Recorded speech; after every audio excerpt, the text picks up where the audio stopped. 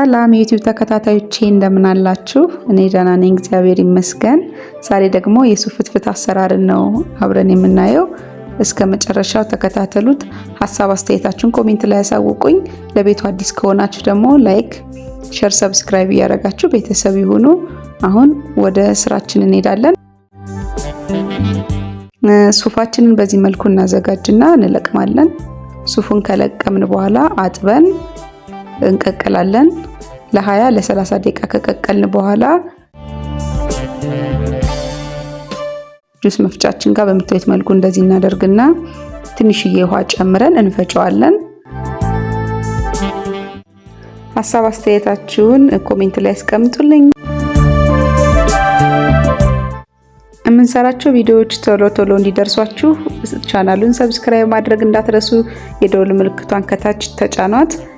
አዳዲስ ቪዲዮዎች ቶሎ ቶሎ ይደርሳችኋል።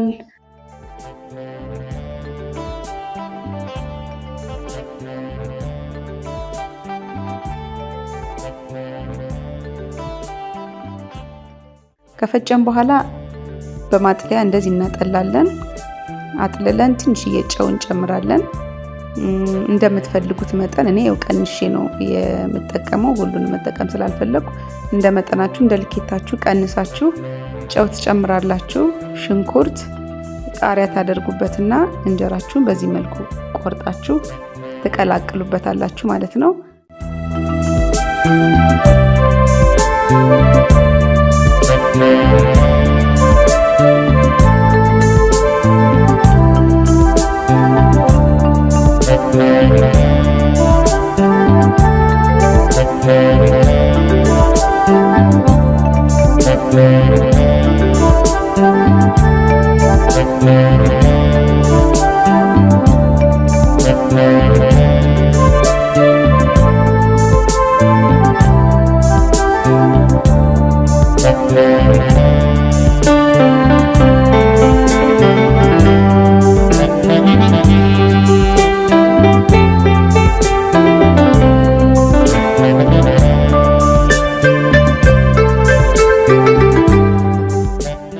በጣም የሚያምርና ቆንጆ ጣፋጭ ሆነ ሱፍ ሰርተናል።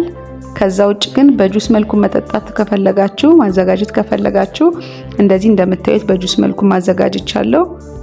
ሞክሩት፣ ቆንጆ ነው፣ ትወዱታላችሁ። የምንሰራቸው ቪዲዮዎች ቶሎ ቶሎ እንዲደርሷችሁ ቻናሉን ሰብስክራይብ ማድረግ እንዳትረሱ። የደወል ምልክቷን ከታች ተጫኗት። አዳዲስ ቪዲዮዎች ቶሎ ቶሎ ይደርሳችኋል። አመሰግናለሁ። ባይ